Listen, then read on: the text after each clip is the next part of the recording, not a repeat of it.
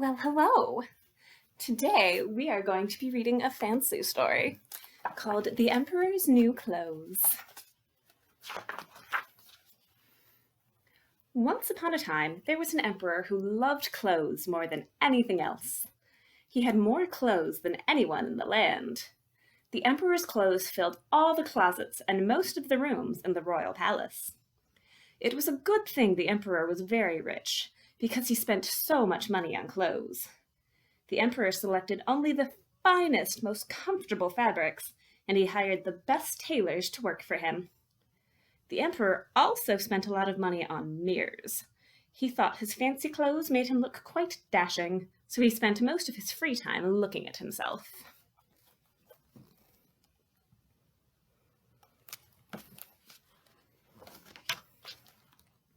The emperor's pride was well known throughout the kingdom. Everyone thought he was quite silly to spend so much time in front of his mirrors.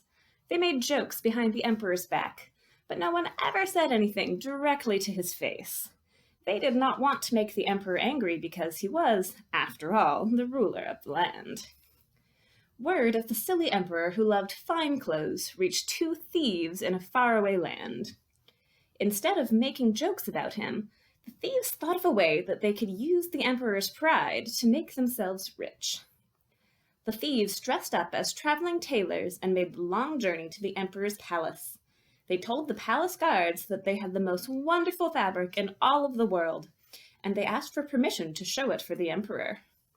Of course, the guards let him into the palace.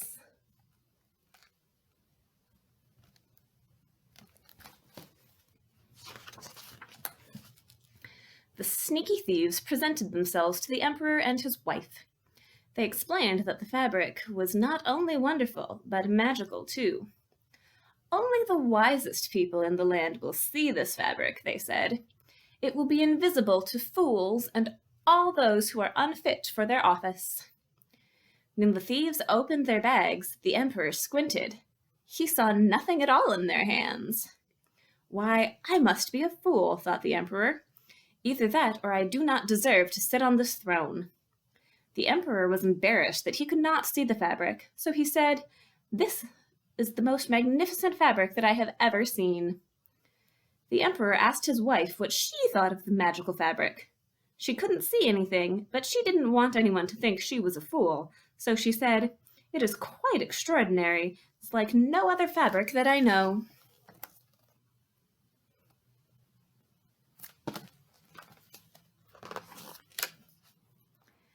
Knowing that his wife was no fool, the emperor thought the fabric must be real, even though he could not see it.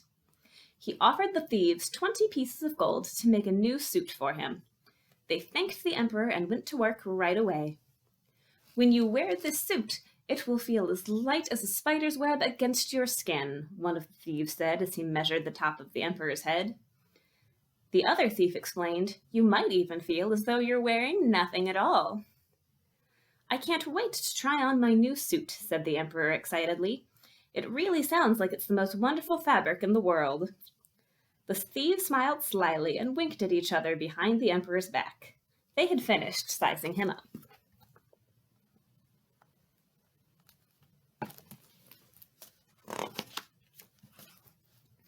After a few days, the royal minister went to see how the new suit was coming along. He was going to tell the tailors to work as quickly as possible because the emperor was getting anxious. The minister was stunned by what he didn't see. The tailors were cutting away at the air with their scissors, and they were stitching up fabric that wasn't there. "Is it possible that I am a fool?" the minister gulped. Seeing the minister, one of the thieves said, "Please tell the emperor that his suit will be ready soon. But first, please order another tray of food for us. All this hard work is making us very hungry." That much must be true, the minister thought as he saw the apple cores, chicken legs, and bits of cheese all over the floor. The thieves had eaten so much already, they must be working hard on something.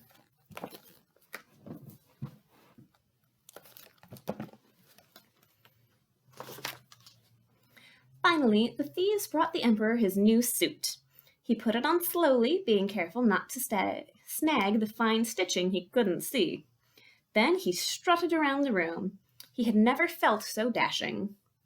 "This is truly the finest suit I've ever had," the emperor said to the royal minister. "Tell me, what do you think of it?" "If you are happy, then I am happy," said the royal minister, who was truly anything but happy. In his eyes, the emperor was standing in front of a mirror in his underwear, admiring a new suit that wasn't even there. The emperor wanted to show off his new suit to everyone in the land. He asked the royal minister to call for a royal parade the next day. "If that is what you want," said the minister, "then you shall have your parade."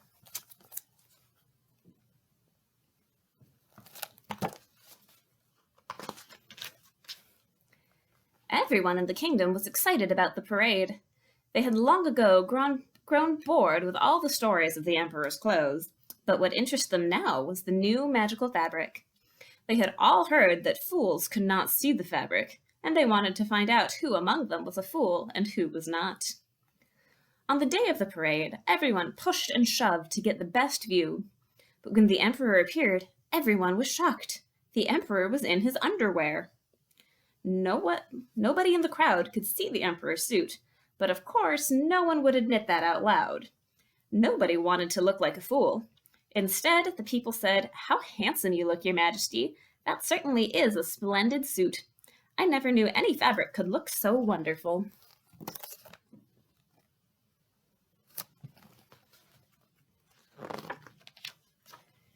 Suddenly, a young boy cried out over the noisy crowd. "The emperor isn't wearing a new suit," he said. "What is everybody talking about?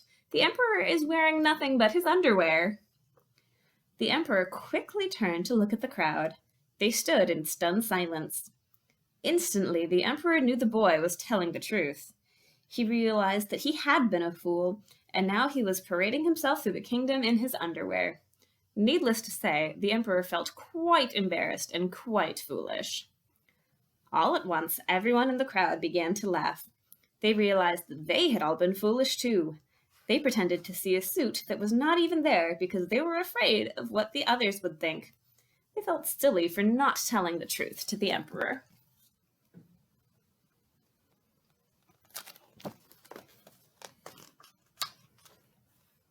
After the parade, the embarrassed emperor quickly returned to the palace to put on some clothes. He ignored all of his fancy and frilly clothes and chose to put on a simple blue robe with plain yellow buttons. "Ah, that's better," the emperor said as he slipped on the robe. "I was beginning to get a chill from my new magical suit." For the first time, the emperor left his room without looking in the mirror. Then he invited the honest young boy to speak with him in his court. "I have decided to make you a junior minister. You have shown that you are very brave. You risked being called a fool to tell me the truth," the emperor said. "You will always be one of my most trusted friends." "Thank you," said the boy. "I will always be honest with you, even if you don't like what I have to say." "I'm counting on it," said the emperor. The end. Now I am going to spend the rest of the day in my very real fancy outfits. I hope everyone is enjoying their day. Maybe you should put on a fancy outfit too.